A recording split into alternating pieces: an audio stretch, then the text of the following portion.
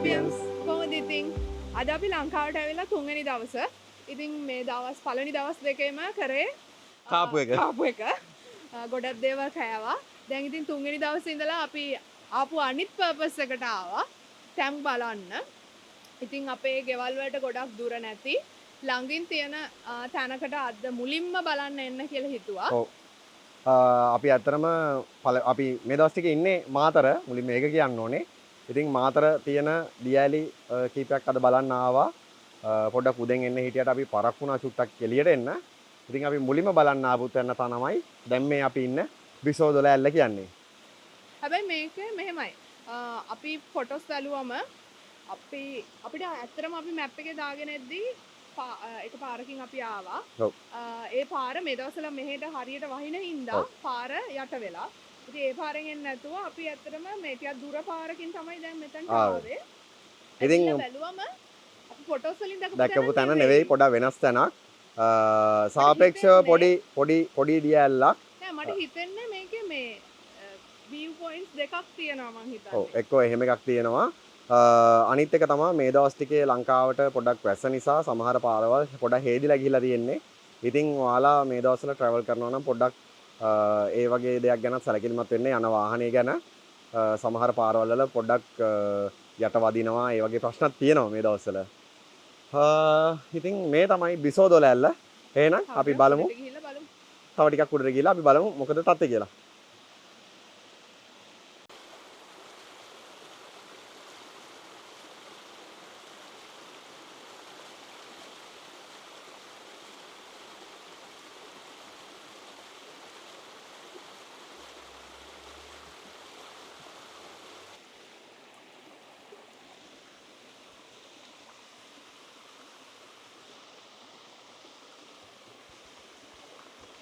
ඉතින් මේ දියඇල්ලේ පල්ලෙහා ඉඳලා බැලුවහම මුලින්ම අපි ආපු පැත්තේ තියෙන view එක මේ කියන්නේ පොඩි පීල්ලක් වගේ එකක් අපිට මුලින්ම පේන්න තියෙන්නේ.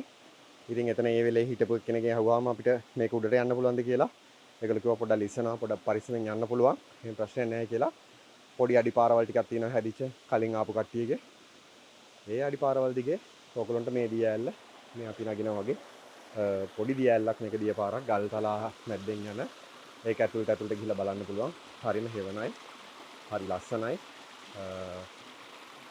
ඉතින් මේකට ගිහිල්ලා මේ පැත්තට ආවොත් මේකට යන්න අපිට කරන්න එපා.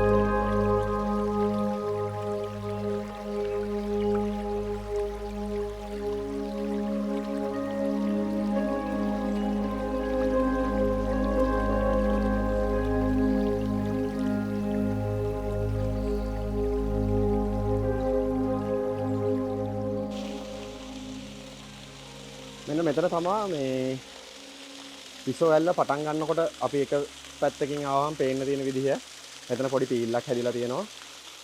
ගමේ මිනිස්සුන්ට මෙතනට ආන්නම්මනම් කරන්න ඒ ටික හදලා තියෙනවා. කැමති කෙනෙක්ට මෙතෙන්ට ආවොත් නාගෙන එහෙමත් යන්න පුළුවන්.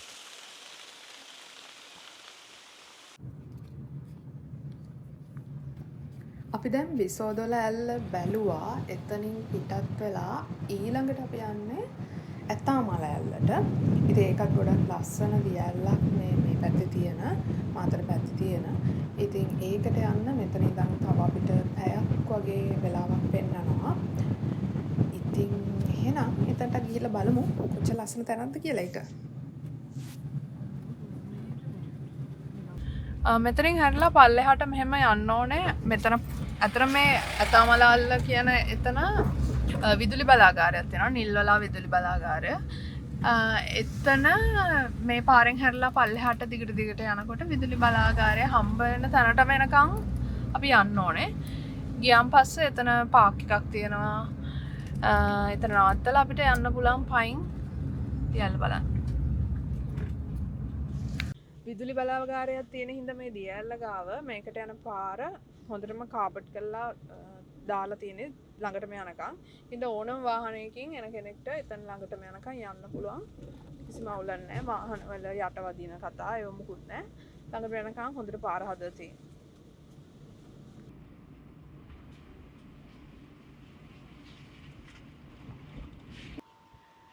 අපි අපේ දෙවැනි ඩෙස්ටිනේෂන් එකට ආවා අද දවසේ. මෙතනට කියන්නේ ඇත්තාමල ඇල්ල කියලා. ඇත්තා වැටුණු ඇල්ල කියලාත් කියනවා මම හිතන්නේ සමහරු. මෙතන මේ විදුලි බලාගාරයක් තියෙනවා. මේ පිටිපස්සෙන් අපිට පේන්නේ විදුලි බලාගාරය. මේක උඩට ඇවිදගෙන යන්න පුළුවන් මේ පාර දිගේ. ඕන කෙනෙක්ට එන්න පුළුවන්. පාර හොඳටම හොඳයි. පාර හොඳට හදලා තියෙන්නේ. ඉතින් ගිහිල්ලා බලමු උඩට. අතර මේක අයිති වෙන්නේ මේ තව දෙයක් කියනවා මේක අයිති වෙන්නේ දෙනියායට. මේක මාතර කිව්වට මේක දෙනියායට තමයි අයිති වෙන්නේ. ඉතින් මෙතනට කට්ටිය එනවා නාන්න කරන්න. අද නම් අපි පොඩ්ඩක් ආවේ දවල් වරුවක මේ අද නම් වහින්නේ නැහැ. හැබැයි ගොඩක් අවුවයි. කෙනෙක් ඉන්නවා නම් හවස් වරුවක නැත්නම් උදේ වරුවක ඇවිල්ලා මෙතන බලලා යන්න පුළුවන්. ඉතින් අපි ගිහිල්ලා බලමු කොහොමද කියලා ඇතාමල ඇල්ල.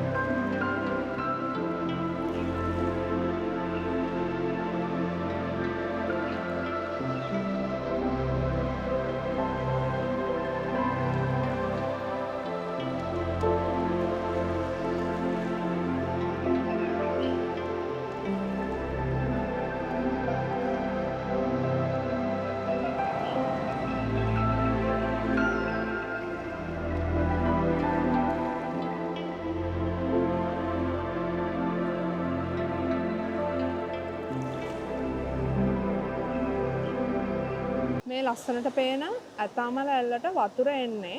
ඒ කියන්නේ මේකට එන ජල මූලාශ්‍රය තමයි නිල්වලා ගඟ. මේ ඇතාමල ඇල්ල කියන නම මේකට ලැබිලා තියෙනවා කියන්නේ අර අලි සංක්‍රමණය වෙන කාලෙට ඒගොල්ලන් යන පාරවල් තියෙනවානේ. ඒගොල්ලන් වෙනම පාරවල් මාරු වෙන පාරවල් තියෙනවානේ. ඒ වගේ පාරක් වැටලා තියෙනවලු මේක උඩින්. මේ ඇල්ල උඩින්. මේ ඇල්ලෙන් ඉතින් ගොඩක් අලි මාරු වෙන කාලෙක අලියෙක් වැටිලා මේකෙන් මැරිලා තියෙනවලු. මේ උඩින් යනකොට පල්ලෙහාට වැටිලා එයා මැරිලා තියෙනවලු. ඒකෙන් හින්දාලු මේකට ඇතාමල ඇල්ල කියලා නම වැටලා තියෙන්නේ. අනිතක මේක කියනවා මේක මීටර් 52ක් විතර උසයි කියලා මේ මුළු ෆෝල් එකම. මේ කාලේ ඔයගලන්ට පේන විදියට ගොඩාක් වතුර වැඩි. ඒ කියන්නේ මේ දවස්වල හොඳටම මේ පැත්තට වැහැලා තියෙනවා. දැන් මාස කිහිපයක් තිස්සේ. ඒකින්ද වතුර පාර ටිකක් සැරයි. ටිකක් නෙමෙයි ඉතින් ගොඩක් සැරයි. අපි එද්දි පාරේ අපිට තේරුණා ඒ කියන්නේ එන පාරට එනකම්ම වතුර ඇවිල්ලා තියෙනවා. මීටත් වැඩිය වතුර තිබිලා තියෙනවා මීට කලින්. ඉතින් දැන් නුත් වතුර වැඩි. හැබැයි වතුර අඩු කාලෙට ඔයගලන්ට මේක මේ වටෙන් ගිහිල්ලා උඩට යන්න පුළුවන්. මීට දැන් අපි මේ පල්ලෙහාන ඉන්නේ. තව උඩට උඩ මුදුන හරියට යන්න පුළුවන්. අපි කලින් පාර ආපු වෙලාවේ අපි දැක්කා ගොඩක් අය උඩ මුදුනෙත් ඉන්නවා. ඉතින් ඒක ටිකක් පරිස්සමෙන් කරන්න ඕන. ලිස්සන්න පුළුවන් මේ ගල්. වතුර වැඩි කාලෙක නම් කොහොමදත් ඒක කරන්න හොඳ නෑ. වතුර අඩු කාලෙක නම් ආසනම් උඩට ගිහිල්ලත් බලන්න පුළුවන්. හැබැයි ඒක පරිස්සමෙන් කරන්න ඕන. පුරුදු නැතුව යන්න එපා. අපිට ඉතින් පේනවා මේකේ ගොඩක් ඔය එක එක ප්ලාස්ටික් කෑලි, shopping bag, බෝතල් ඒවා ඉතින් තියෙනවා. ඉතින් අපි ඇත්තා මල ඇල්ලටත් ගිහිල්ලා දැන් පල්ලෙහාට ආවා. මේක ඇත්තටම අද අපිට පැය කීපයකින් තමයි අපි මේ ඇල්ලවල් දෙක බලන්න ආවේ. අපි මේන්ම ફોකස් එක තිබ්බේ මේ ඇතාමල ඇල්ලට එන්න තමයි. ඒතර මගදී අපි අර බිස්සෝ දොල ඇල්ල කියන එකත් මගදී හම්බුණු හින්දා අපි ඒකත් බැලුවා. කොහොම හරි අපිට පැය 3ක 4ක වගේ පොඩි වෙලාවක තමයි මේ ගමන කරගන්න පුළුවන් උනේ. මොනවද තව කියන්නේ? ඔව්. එහෙනම් ඉතින් අද දවසට මේ vlog එක මෙතනින් ඉවරයි. මොකද දැන් හවස වරුට ආයි යන්න තියෙනවා. යාළු කට්ටියක් හම්බ වෙන්න කෑම කන්න. මොකද ලංකාවට ආපු පළවෙනි ලොකුම කාරණේ කෑම. දෙවෙනි ලොකුම කාරණේ මේ ලස්සන තැන් බලන්න නම් මම අපේ නිවාඩුව ගත කරන්නේ අපේ ගෙදර කට්ටියත් එක්ක. ඉතින් එහෙනම් අපි ළඟ vlog එකකින් හම්බ වෙනකන් කට්ටියටම ජය වේවා.